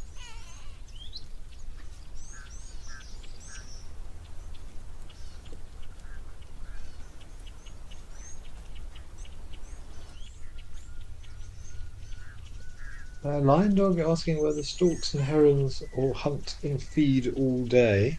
I think more so during the daytime than the nighttime. I'm not 100% sure. I think it also will depend on the success rate. Most things will avoid the absolute heat of the day and not expending too much energy. But I couldn't tell you exactly what sort of percentage of the day is spent feeding. Not often we'll see them doing too much during the night time though, but generally speaking, there'll be a more activity early morning and late afternoon. Oh, another big splash. Possibly the other one of the pair on that little tree stump to the right as well.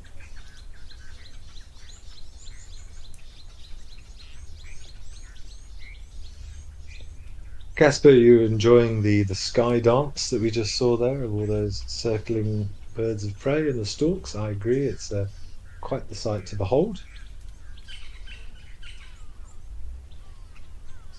Oh yes, yeah, perfect weather, warmer days and cooler nights. I'd love that for your winters. I'm not sure exactly where you are. If you have told me already, my apologies. I have didn't commit that one to long-term memory, but I agree. I find one of the hardest parts of being in Africa. I don't mind the hot days; you can deal with that, but it's the hot, humid, sticky evenings can be really rather uncomfortable. So that's perfect for me. Nice and warm during the day, and then cooling off at night time. There's something enjoyable, like snuggling up under duvet as opposed to sweating on the top of it.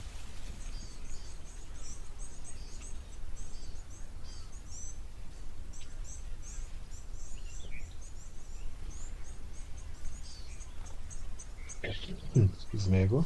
Oh, here comes a warthog. Spats, you're asking whether vultures consider marabou storks a threat. No, not really. Despite the fact that they are quite sizable birds, they're not really aggressive by nature. And we've seen it many times at kill sites where there is carrion or a dead animal there. The marabou storks are just not really equipped to do the same job as the vultures. They'll take chunks of meat if they're lying around, but they can't find it very difficult to sort of strip meat off bone the same way a vulture would. So you often see the marabou sort of milling around in the background, and they'll take their opportunities when they can, but no real threat. I don't think I've ever seen a vulture chasing away a marabou for that matter either.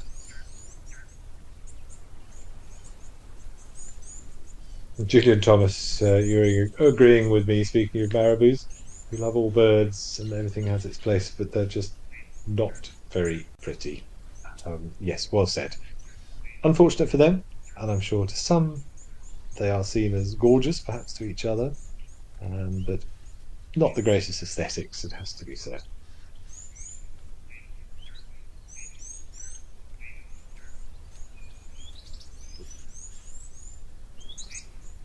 Hey, 40, going back to our discussion about the size of legs and things.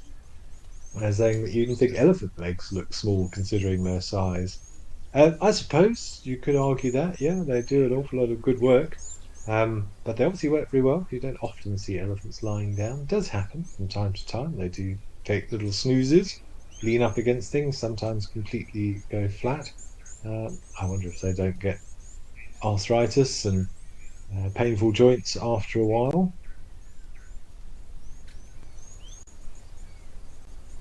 But I think if an elephant had even bigger legs, they would look a little bit silly, I would think.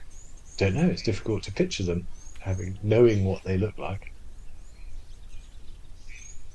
But if you've ever actually seen an elephant leg up close, or touched one, or picked up an elephant femur or some of their bones, they're they're certainly not small. An elephant femur is probably best part of a meter long, and it's even just like the, the thickest part of the actual bone itself, not including the ball joints at either end. Still looking at probably about 5 inches thick or so, and it's properly heavy. Probably 10, 12 kilograms at least, if not more, for an elephant femur.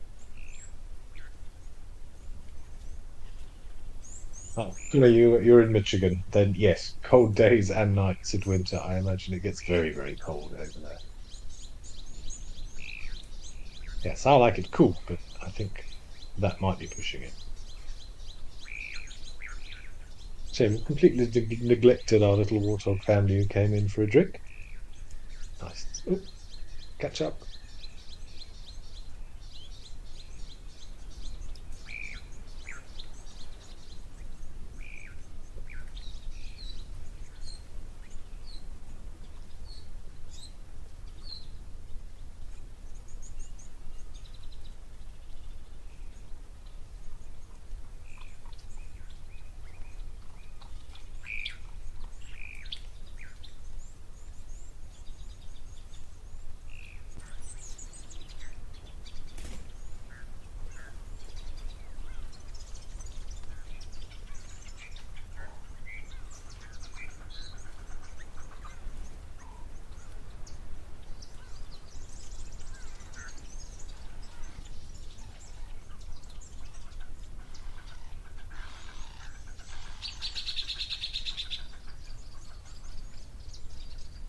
A couple of questions coming through from Mindy Tillipal. Thank you. Thank you, everybody, for all the questions. It's been lovely to have so many questions coming through.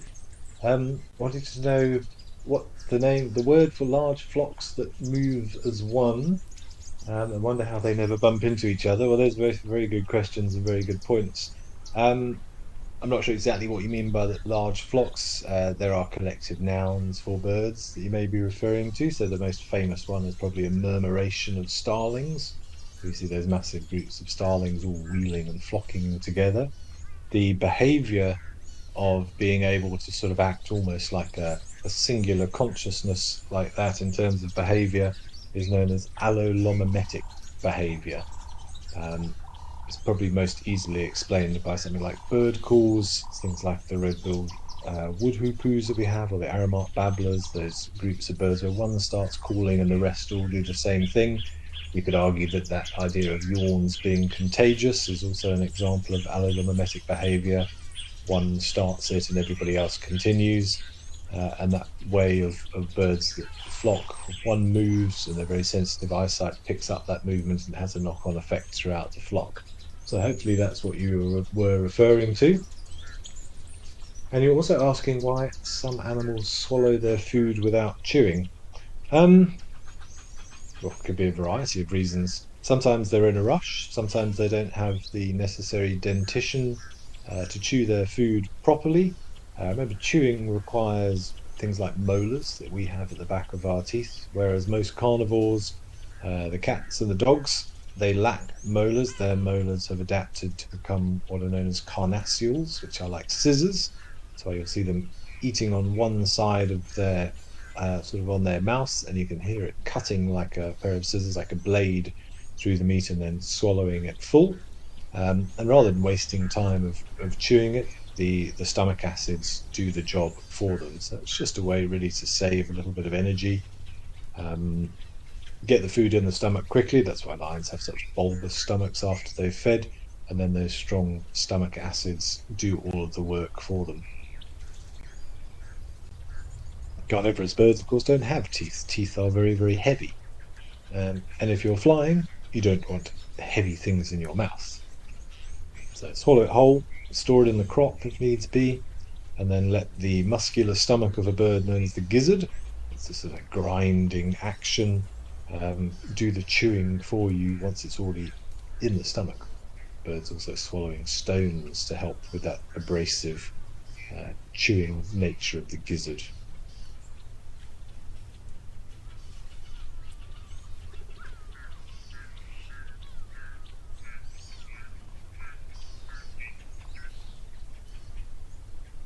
Looks like we've got a sneaky yellow-billed stork having a bit of a rest in the shade.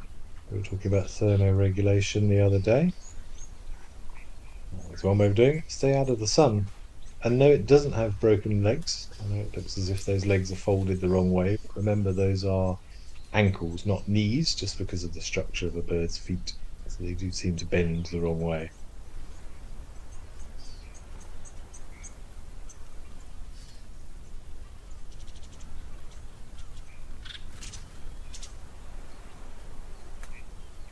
Cosmic Carol, happy Earth Day to everybody. I didn't even mention it, but yes, it is. It was Earth Day and Earth Week. So what a wonderful way to spend it, watching all of these natural inhabitants of our lovely planet, enjoying them to the max.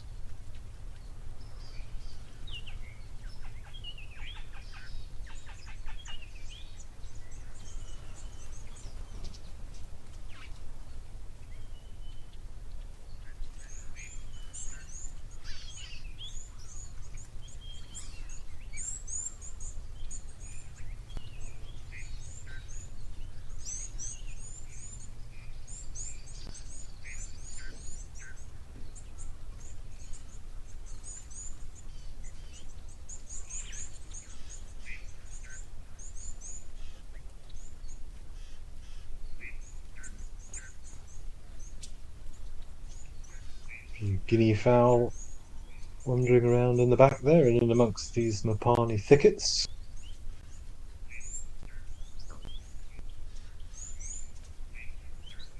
See the way a lot of those bilobed leaves of the Mapanis have folded over. That's another way of dealing with heat loss, even though Mapani leaves do have quite a waxy coating, which helps to protect them from water loss. When it's very, very hot, they do sort of close in on themselves to reduce water loss. And when it's cooler and at night time, they then open up. It's not such an issue to worry about losing water then.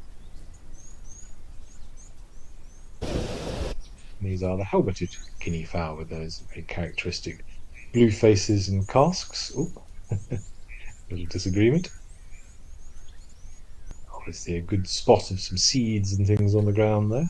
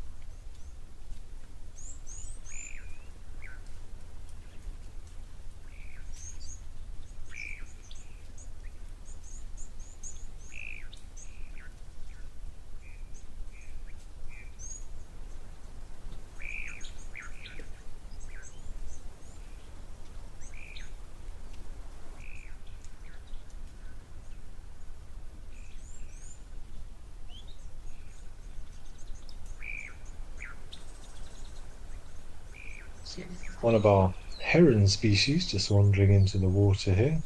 Ooh, our kingfisher having another dive.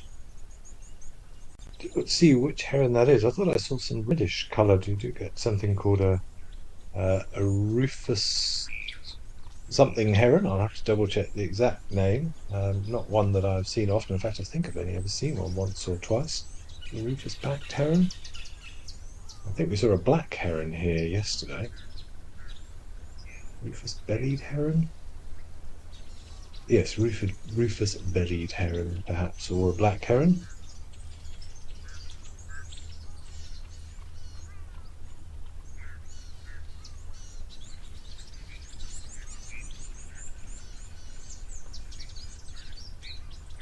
Rufous bellied normally does have yellow legs and a little bit of rufous around the wings. Hard to say for sure.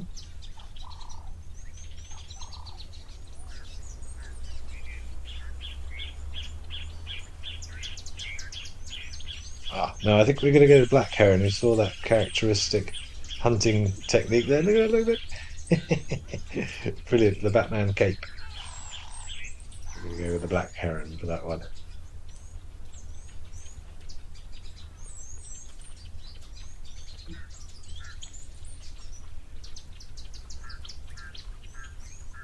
Very cool to see. You don't see that very often. Well, unless you're in an area where you see lots of black herons, of course. But as you can tell, I've always find that rather amusing.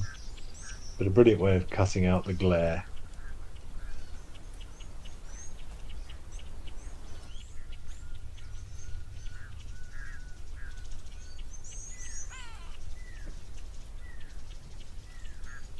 Hey, 40, I'm glad you've enjoyed the show again today, and you're very welcome. I'm glad you were able to join us. Of course, we do this every day. I'll be back again tomorrow, I think, for my last of my 5 days. Very much looking forward to it. I hope I'll get another opportunity at some point in the future. But it really has been great to hear from everybody so much today, and I'm sorry for the occasional issues we've had at one or two of the cameras. Sorry, that gives me great delight. This little heron. Look at him go. Like a giant umbrella.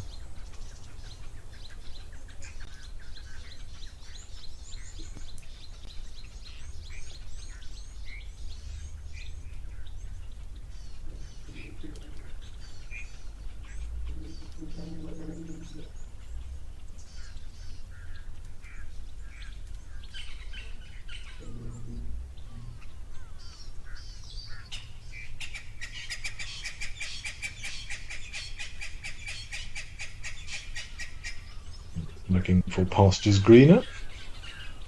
But that was wonderful to see. I do enjoy those little black herons.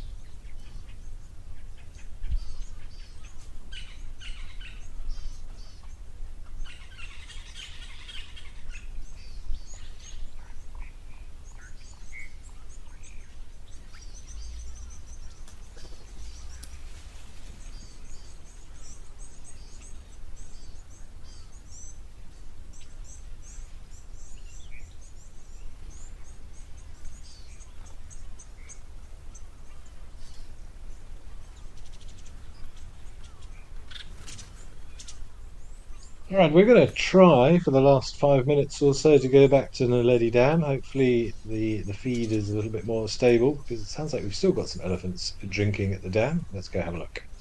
Nice way to finish up.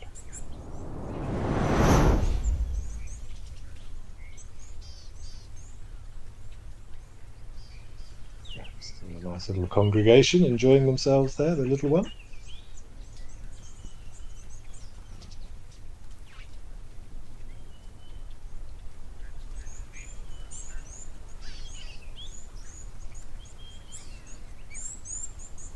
Been an elephant day today. We've had lots of elephants at different cameras today. I think that's normally around about the time where I ask all of you wonderful viewers what your highlights of the day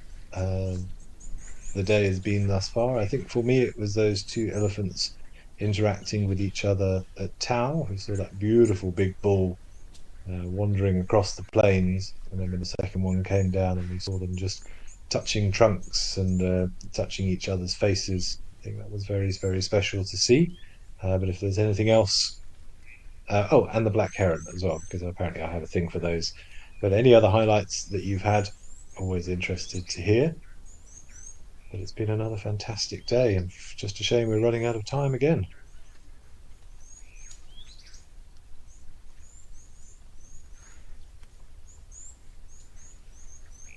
Casper, you're thanking us. Well, you're very welcome for a wonderful Earth Day waterhole safari with smiles and education. Absolutely, the two should go hand in hand.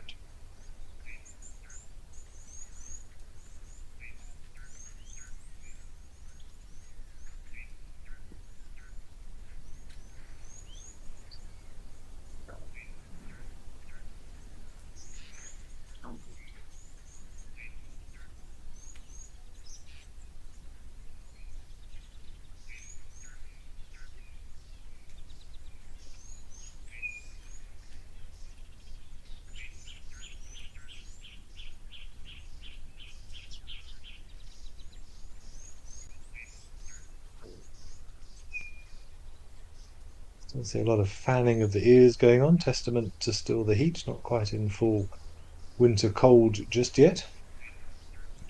Now they've got that water splashed on the back of the ears, fanning the ears, cools down the blood in those capillaries, sends it around the rest of the body. It takes about 20 minutes for blood to be circulated around a fully grown elephant. So it's very similar to a car radiator, really cooling the water and then sending it throughout the rest of the engine. Ooh. Well, I don't know what happened there. Somebody got a fright. Look at the way all the other elephants are reacting. Defensive postures, come to investigate the danger.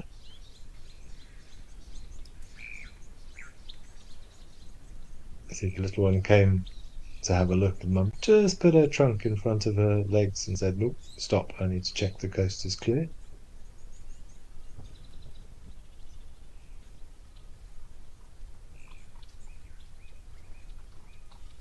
Guess you enjoyed the vultures. Oh yes, our stretching vulture was very good, and yes, the kudu bulls as well.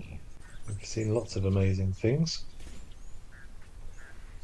Dark Main Lover also thanking us for a truly great show. Loved all the sightings and wishes us a wonderful day. Well, we wish the same to you and everybody else who's been watching. We are down to the last minute of the show, so I hope you will join us again tomorrow, same time. I would say same place, but who knows which camera we'll end up on. But yeah, it's been another fantastic day. Day of elephants.